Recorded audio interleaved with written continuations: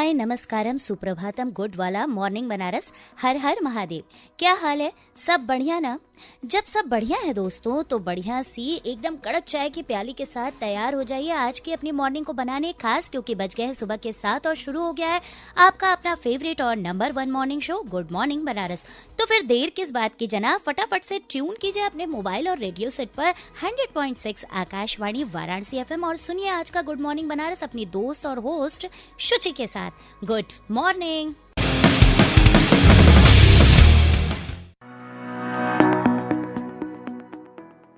Well दोस्तों, मस्त होना और स्वस्थ होना दोनों एक अलग बात है, लेकिन असल में तो मस्त और स्वस्थ हम तभी होंगे जब हम अपने दिल की आवाज भी सुनकर कोई काम को खुशी खुशी कर पाएंगे। जी हाँ, इस भागती दौड़ती जिंदगी में रोज की टेंशन में हम अक्सर अपने आप को भूल जाते हैं कि हमें क्या अच्छा लगता है, हम किस काम को करने में खुश हैं। हमारा अपना समय कहीं बस रोज की भागम भाग में तो नहीं बीत रहा है।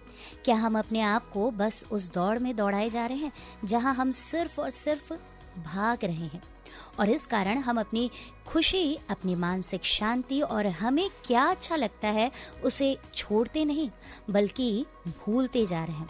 तो अगर आपको ऐसा लग रहा है कि आप अपने मन की चीजें नहीं कर पा रहे हैं, तो एक दिन खुद के लिए वक्त निकालिए और वो करिए जो आपका दिल कहता है, क्योंकि दोस्तों जिंदगी हर रोज एक नया मौका देती है, कुछ कर दिखाने का, कुछ बदलने का और सबसे जरूरी खुद को पहचानने का, ताकि आप फिर से उसी खुशी के साथ जी सके जिसमें आप खुश हैं।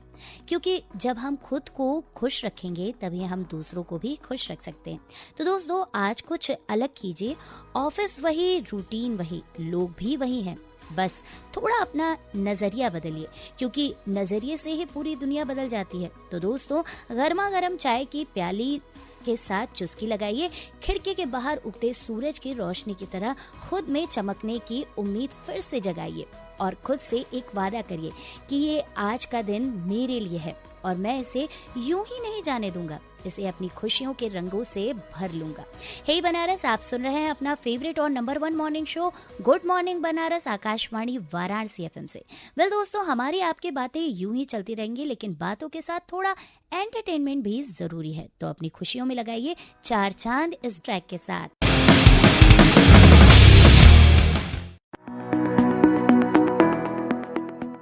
Welcome back to good morning Banaras, only on आपकी वाणी आकाशवाणी। चलिए दोस्तों, हम अपने कार्यक्रम को आगे बढ़ाते हैं और बात करते हैं कलम के उस जादूगर की जिनकी कहानियां हम पढ़ते ही नहीं बल्कि जीते हैं, जिन्होंने गरीब की पीड़ा को, किसान के आंसुओं को, आम इंसान की उम्मीदों को शब्दों में ढाला। जी हाँ दोस्तों, हम बात कर रहे हैं मुंशी प्रेमचंद की। प्रेमचंद का जन्म वाराणसी से लगभग 4 मील दूर लम्ही नाम के गांव में 31 जुलाई सन 1880 को हुआ था।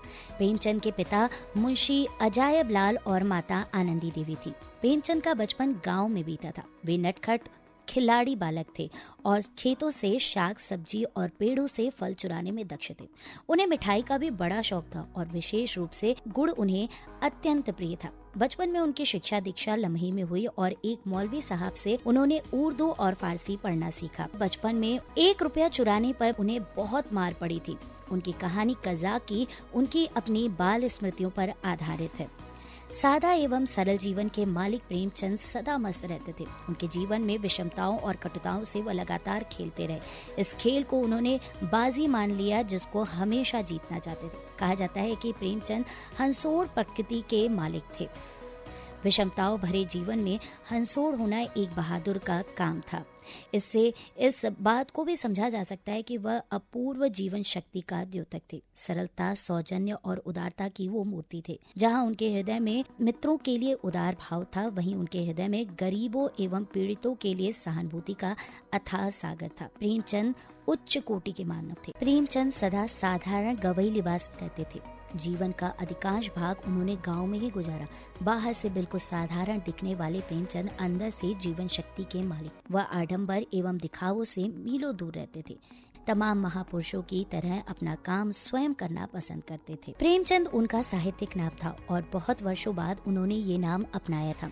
उनका वास्तविक नाम धनपत राय था। जब उन्होंने सरकारी सेवा करते हुए कहानी लिखना आरंभ किया, तब उन्होंने नवाब राय नाम अपनाया। बहुत से मित्र उन्हें जीवन पर्यंत नवाब के नाम से ही संबोधित करते रहे।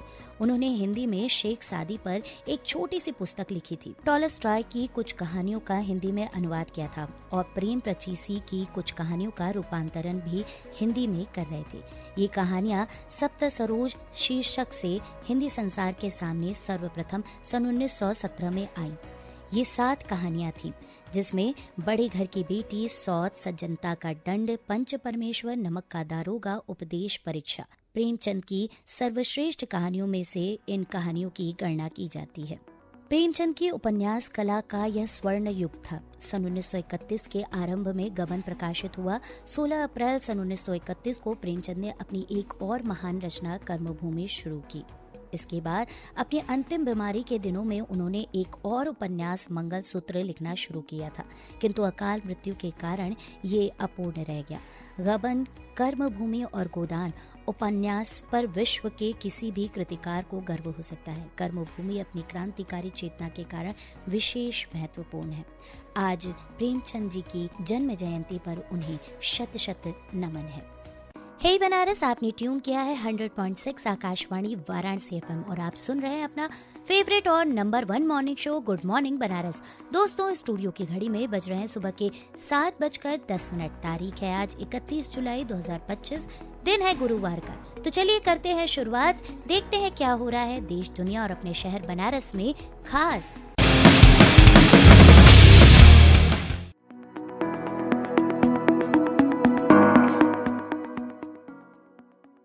आईएमएस बीएचयू का अस्थिरोग विभाग वीओए के सहयोग से यूपी स्नातकोत्तर अनुदेशात्मक पाठ्यक्रम यूपीपीजीआईसीएल 2025 की मेजबानी कर रहा है। ये कार्यक्रम 3 दिवसीय शैक्षिक और नैदानिक प्रशिक्षण कार्यशाला है, जिसका आयोजन 1 अगस्त से 3 अगस्त 2025 तक के नोडप्पा सभागार आईएमएस बीएचयू में होगा।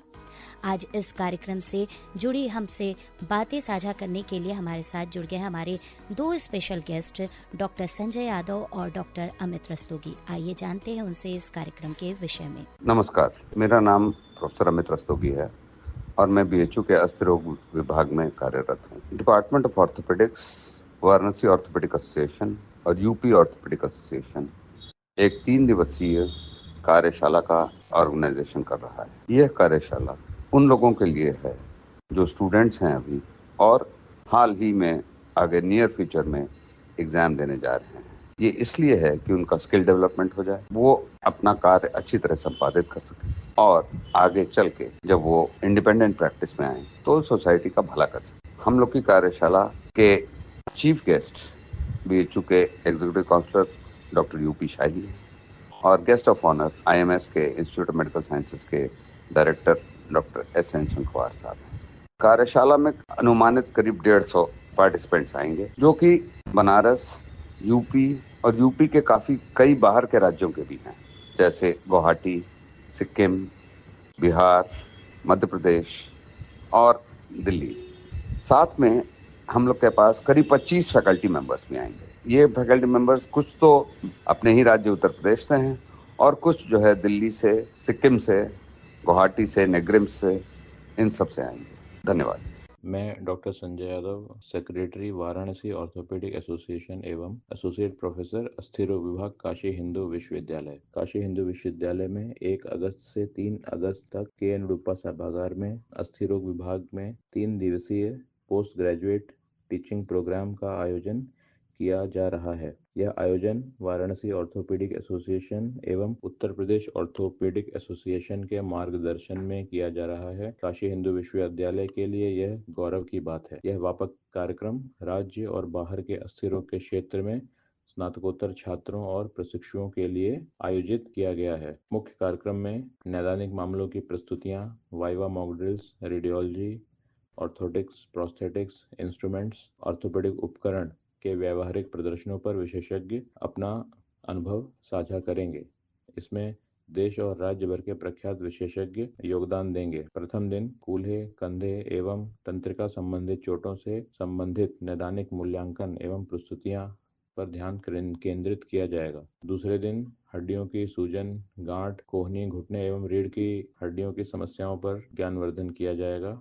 तीसरे दिन थीसिस वाइवा, साक्षात्कार की तैयारी और समापन समारोह पर सत्र साझा किए जाएंगे। इस निर्देशात्मक पाठ्यक्रम का उद्देश्य प्रतिभागियों की नैदानिक तर्क शक्ति, निदान कौशल और चिकित्सा प्रोटोकॉल की समझ को मजबूत करना है। उन्हें ऑर्थोपेडिक्स के क्षेत्र में उत्कृष्टता के लिए तैयार करना है, जिससे कि वह जनता की सेवा कर सकें। मुझे यह बताते हुए अत्यंत हर्ष की अनुभूति हो रही है कि उत्तर प्रदेश मेडिकल काउंसिल ने इस कोर्स को मान्यता प्रदान करते हुए 6 क्रेडिट घंटे प्रदान किए हैं। इस कार्यक्रम के अध्यक्ष प्रोफेसर अमित रस्तोगी हैं। इसके अतिरिक्त विभाग के अन्य लोगों का भी समस्त योगदान है, जिसमें professor Ajit Singh, professor Shivam Sinha, doctor Shubham Shrivastava एवं डॉक्टर आलोक राय शामिल हैं। कार्यक्रम के मुख्य अतिथि के रूप में एग्जीक्यूटिव काउंसिल के सदस्य प्रोफेसर यूपी शाही ने। धन्यवाद सर, हमारे साथ इस कार्यक्रम पर जानकारी साझा करने के लिए। रोपवे स्टेशनों का निर्माण अब अंतिम दौर में पहुंच चुका है। ऐसे में रोपवे के ट्रायल का काम चल रहा है। कुशल इंजीनियरों की देखरेख में रोपवे का ट्रायल चल रहा है। ऐसे में काशीवासियों को जल्द रोपवे की सौगात मिलने की उम्मीद जग गई है। इसको लेकर लोगों ने खुशी जाहिर की है। इस रोपवे के माध्यम से कैंट से गदौलिया तक का सफर कुछ मिनटों में ही तय हो जाएगा। इससे बनारस आने वाले तीर्थयात्रियों को जाम से राहत मिलेगी। काशी विश्व के तीसरे शहर में शुमार होने जा रहा है, जहां अर्बन पब्लिक ट्रांसपोर्ट के लिए देश के पहले रोपवे का निर्माण करा रही है। सरकार रोपवे के संचालन में सुरक्षा और सुगमता का विशेष ध्यान दे रही है।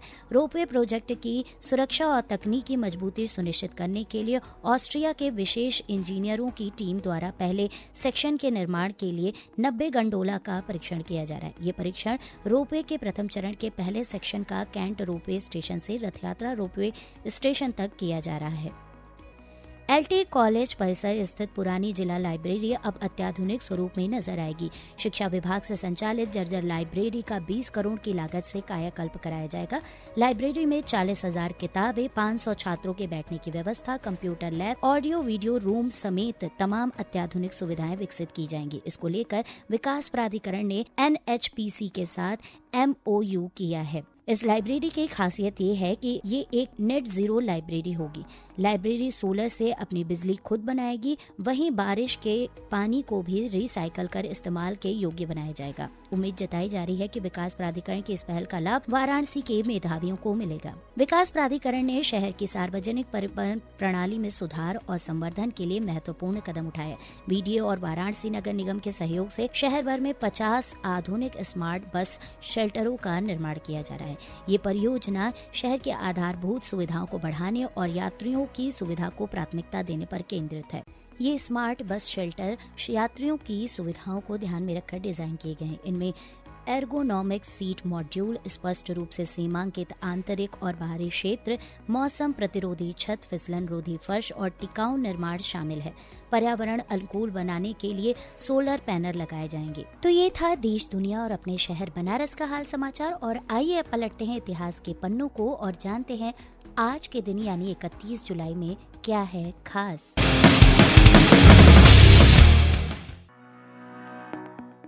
सन 1998 में आज ही के दिन सार्क का 10वां शिखर सम्मेलन श्रीलंका की राजधानी कोलंबो में संपन्न हुआ था। सन 2004 में आर्थिक सहयोग मंच बिम्स्टेक का नाम बदलकर बंगतशेस किया गया था। सन 2007 में आज ही के दिन भारतीय मूल के अमेरिकी डॉक्टर सुधीर पारिक को पाल हैरिस अवार्ड प्रदान किया गया था। सन 2012 में प्रोफेसर अशोक सेन को पहले Yuri Milner fundamental physics prize के 9 विजेताओं में से एक विजेता घोषित किया गया था। बात करें आज जन्मे व्यक्तित्व की तो सन 1998 में आज ही के दिन भारतीय टेबल टेनिस खिलाड़ी श्रीजा अकुला का जन्म हुआ था। आज ही के दिन सन 1947 में प्रसिद्ध फिल्म अभिनेत्री मुमताज का जन्म हुआ था। सन 1941 में आज ही के दिन गुजरात के 8वें मुख्यमंत्री अमर सिंह चौधरी का जन्म हुआ था। सन 1916 में आज ही के दिन राजस्थान के मुख्यमंत्री मोहनलाल सुखाड़िया का जन्म हुआ था। सन 1907 में आज ही के दिन भारत के प्रसिद्ध विद्वान, भाषा वैज्ञानिक और गणितज्ञ दामोदर धर्मानंद कोसाम्बी का जन्म हुआ था। सन 1902 में शंकर के नाम से प्रसिद्ध भारतीय कार्टूनिस्ट के शंकर पिल्लई का जन्म हुआ था। बात करें आज जिन लोगों ने हमें हमेशा के लिए अलविदा कह दिया तो सन 2001 में भारतीय ट्रैक एंड फील्ड एथलीट मान कौर का निधन हुआ था। सन 1980 में आज ही के दिन भारतीय पार्श्व गायक मोहम्मद रफ़ी का निधन हुआ था। 20वीं शताब्दी के भारतीय सांस्कृतिक उन्नयन में विशेष योगदान देने वाले विद्वान श्रीपाद दामोदर सातवलेकर का जन्म सन 1968 में हुआ था। सन 1940 में आज ही के दिन भारतीय स्वतंत्रता सेनानी अमर बलिदानी उधम सिंह का निधन हुआ था। तो ये थी इतिहास में आज के दिन की कुछ खास बातें। और दोस्तों, आज आपकी और हमारी बातें यहीं तक। हम फिर मिलेंगे आपसे कुछ और अच्छी बातों और रोचक जानकारियों के साथ। तब तक के लिए अपनी रेडियो दोस्त शुचि को दीजिए अनुमति। नमस्कार।